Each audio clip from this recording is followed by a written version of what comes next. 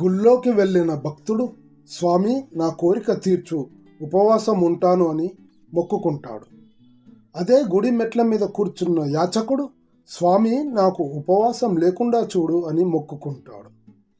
పుణ్యం అనేది ఉపవాసం ఉంటే రాదు, లేనోడికి అన్నం పెడితే వస్తుంది.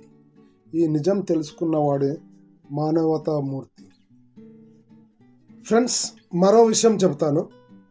జ్ఞానం ఏం మాట్లాడాలో చెబుతుంది, సంస్కారం ఎలా మాట్లాడాలో చెబుతుంది, సామర్థ్యం ఎంత మాట్లాడాలో చెబుతుంది, తెలివి అసలు మాట్లాడాల్సిన అవసరం ఉందో లేదో చెబుతుంది.